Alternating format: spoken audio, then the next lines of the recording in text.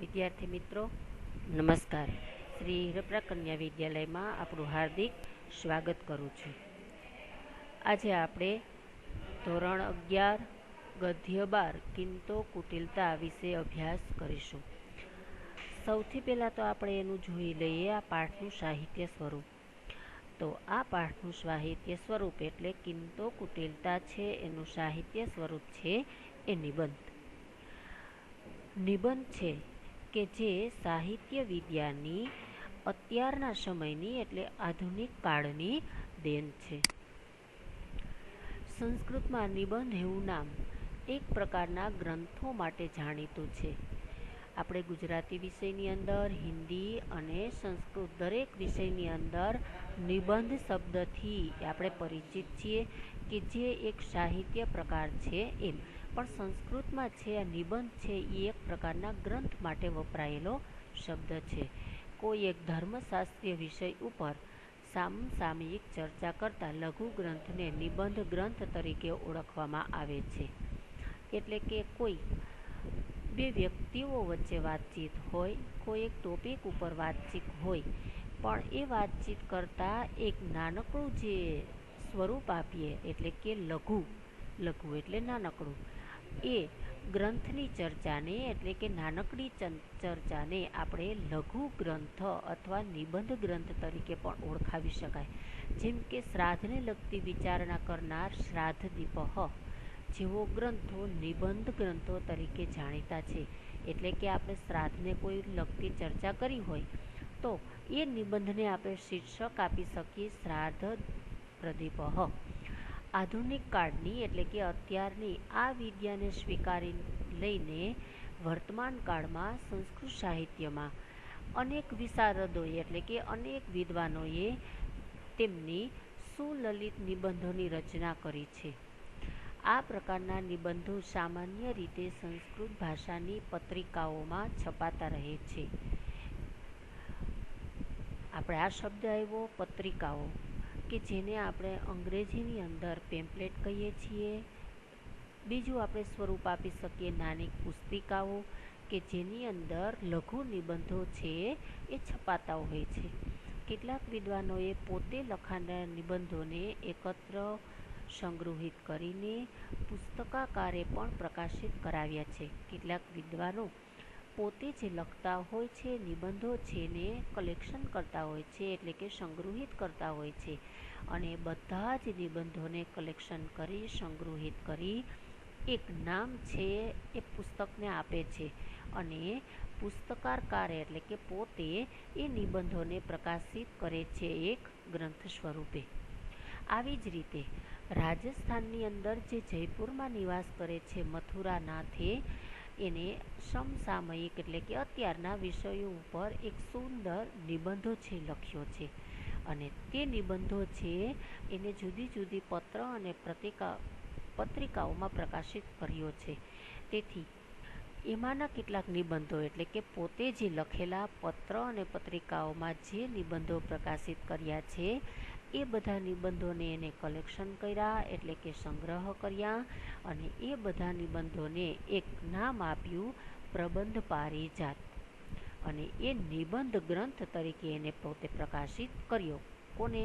તો રાજસ્થાનના જે જયપુરમાં નિવાસ કરતા મથુરાનાથ છે તેને.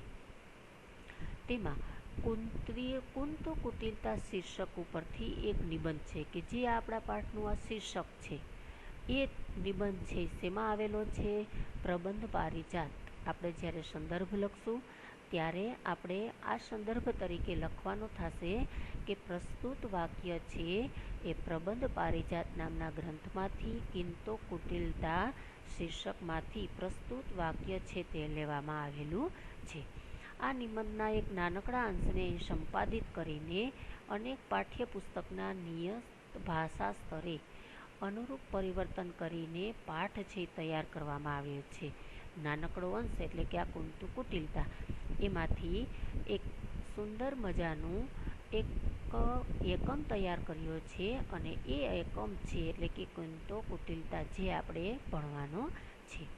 ભાષામાં વપરાતો આ કિંતુ શબ્દ છે એ શું કરે છે કે સૌથી પહેલાં આપણે શીર્ષકને સમજી લઈએ કે કિંતુ શબ્દ છે એનો અર્થ થાય છે શૂળ, ભાલો અથવા કાંટો, કે જે પ્રસ્તુત પાઠમાં લેખક પોતાના જીવનમાં કિંતુ શબ્દે સર્જેલા વમળનું વર્ણન કરે છે. અમુક પરિસ્થિતિમાં માણસની અનુકૂળતા મુજબ બધું ચાલ્યા કરતું હોય છે, પરંતુ ક્યારેક એ માણસને આ પરિસ્થિતિ છે સુખનો અનુભવ થતો હોય છે તો ક્યારેક દુઃખનો. પણ જ્યારે માણસનો સુખનો અનુભવ થતો હોય છે એવા સમયે કિંતુ રૂપી શબ્દ છે એ વિધાન સાંભળવાનું થાય અને પરિસ્થિતિ છે એકદમ શું કરે છે, બદલાઈ જાય છે. એટલે કે પરિસ્થિતિ પલટાતા માણસની મૂળ જે સ્થિતિ છે એ સુંદર હોય તો એ સુંદર સ્થિતિ છે અથવા સારી સ્થિતિ છે એને વિપરીત સ્થિતિની અંદર પલટે છે. એવું જ આપણે અહીંયા પાઠની અંદર છે કે આ કિંતુ શબ્દ છે એ માણસને શૂળ કે ભાલા સ્વરૂપે ભોકાય છે અને એનો અહેસાસ કરે છે. આથી લેખક છે કિંતુ શબ્દના પ્રયોગવાળા વિધાનને કુંતુ એટલે કે શૂળ તરીકે ઓળખાવે છે. અહીં કિંતુ કુંતઃ એવા પ્રયોગમાં બે વાર શું ઉપયોગ કરેલો છે, ક અને ક, એટલે એને શું કહેવાશે, કકારનો પ્રયોગ થયો છે એમ કહી શકાશે. અને આ પાઠની અંદર જે આ કકાર ક અને ક બે વખત ઉપયોગ થયો છે એટલે એ પાઠની અંદર વર્ણાનુપ્રાસ અલંકાર છે એ આપણે જોવા મળે છે. જે આ ભાષામાં વપરાતો એક કિંતુ શબ્દ છે કેવી વિચિત્ર પરિસ્થિતિ સર્જે છે તે પાઠની અંદર આપણે જોવા મળશે. અને એટલા માટે જે અનુકૂળ પરિસ્થિતિ છે માણસને પુલકિત કરતી હોય છે, પણ આ કિંતુ શબ્દનો પ્રવેશ કરતાં માણસ છે એનું મન કેવું પડી જાય છે, વિષાદમાં એટલે દુઃખ. અને આ જ કિંતુ શબ્દ છે એ કુટિલતા છે. આ પ્રકારની 3 ઘટનાઓ છે એ આપણે આ પ્રસ્તુત પાઠની અંદર જોવા મળશે. કારણ કે પાઠની અંદર ખૂબ જ લેખકના જીવનની અંદર જે 3 ઘટનાઓ છે એ 3 ઘટનાઓને એ પોતે સારી પરિસ્થિતિ હતી એ પરિસ્થિતિ એના જીવનમાં વિષાદ કઈ રીતે લાવે છે એને પોતે વર્ણવે છે. હવે આપણે એ પાઠનું અનુવાદ જોઈશું કે જીવનસ્ય વિવિધ ક્ષેત્રે અહમ કિંતો કુટિલતામ અન્વભવમ, કે જીવનના વિવિધ ક્ષેત્રોમાં અહમ હું કિંતો કુટિલતા અનુભવમ એટલે કે કિંતુ રૂપી કુટિલતા છે એ અનુભવી છે. કોને? મેં એટલે લેખકે. મમ જીવનેસી ઘટિતાસુ ઘટનાસુ દ્વિઅત્રહા ઘટનાહા અત્ર વર્ણયામિ. મમ જીવને મારા જીવનમાં ઘટિતાસુ ઘટનાઓ જે ઘટેલી છે તે દ્વિઅત્ર એટલે કે 2 થી 3 ઘટનાઓ છે. અત્ર વર્ણયામી એટલે કે હું અહીં વર્ણવું છું. મારા જીવનની 2-3 ઘટનાઓ છે એને હું અહીંયા વર્ણવું છું. એકદા રાજ્યતઃ લબ્ધાયાઃ મમ ભૂમિ અભિયોગો બહો કાલાત ન્યાયાલયે ચલતિ સ્મ. એકવાર રાજ્યાત એટલે રાજ્ય તરફથી મળેલી મમ ભૂમિ અભિયોગ એટલે કે ભૂમિ તરફનો દાવો. હવે આપણે સમજી લઈએ કે અભિયોગ એટલે કે દાવો છે એ બહુ કાલાત કોર્ટની અંદર, ન્યાયાલય એટલે કોર્ટની અંદર ઘણા સમયથી ચાલતો હતો. કે એક વખત રાજ્ય તરફથી મળેલી મારી ભૂમિ વિશેનો દાવો છે એ ન્યાયાલયે એટલે કે કોર્ટમાં ઘણા સમયથી ચાલતો હતો. તો આ દાવો એટલે શું? અભિયોગ એટલે શું? તો અભિયોગ એટલે દાવો કે ખટલો કે જેને સામાન્ય ભાષાની અંદર કેસ કહેવામાં આવે છે. સામાન્ય રીતે આવા કેસ છે એટલે કે દાવા છે 2 પ્રકારના હોય છે. એક દીવાની એટલે કે સિવિલ અને બીજું ફોજદારી કે જેને આપણે ક્રિમિનલ કહીએ છીએ. જમીન, હક વગેરે જે દાવો છે એને દીવાની દાવા એટલે કે સિવિલ કેસો કહીએ છીએ. જ્યારે હત્યા, મારપીટ વગેરે જે દાવાઓ છે એટલે કે વગેરે જે કેસો છે એને ફોજદારી દાવા કહેવામાં આવે છે.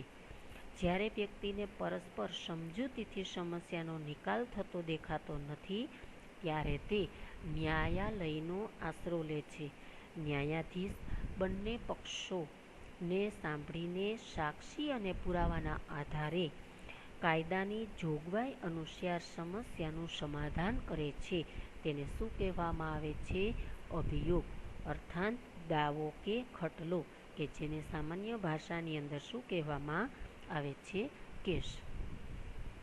મમ પક્ષાત સર્વામપી આવશ્યાની પ્રમાણાની યથાકાલમ દત્તાની, કે મારા તરફથી મમ પક્ષ મારા તરફથી સર્વાણા આપી બધા જ આવશ્યકાની જરૂરી શું આપેલું છે? પ્રમાણાની એટલે કે પ્રમાણો યથાકાલમ મેં યોગ્ય સમયે દત્તાની એટલે આપી દીધા છે. મારા તરફથી બધા જ જરૂરી આધારો છે મેં આપી દીધા છે. સાક્ષી જનાનામ સાક્ષ્યમપી મત પક્ષે સંભવત યત સા ભૂમિ અસ્મદીયાનામ વંશાજાનામ અધિકારે વર્તતે. સાક્ષી જનાનામ સાક્ષીઓની જુબાની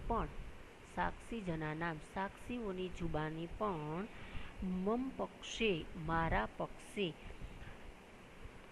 સંભવત થઈ હતી કે પ્રમાણોના બળે. સાક્ષીઓની જુબાની પણ મારા પક્ષે થઈ હતી કે આ જમીન, ભૂમિ એટલે જમીન, આ જમીન અસ્મદીયાનામ અમારા વંશાજાનામ એટલે કે વંશજોના અધિકારે એટલે કે અધિકારમાં શું થાય છે? વર્તતે એટલે છે. સાક્ષીઓની જુબાની પણ મારા પક્ષે થઈ હતી કે આ જમીન અમારા વંશજોના અધિકારમાં છે.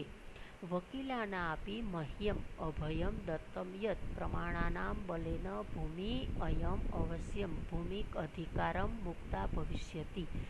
વકીલાનામ વકીલે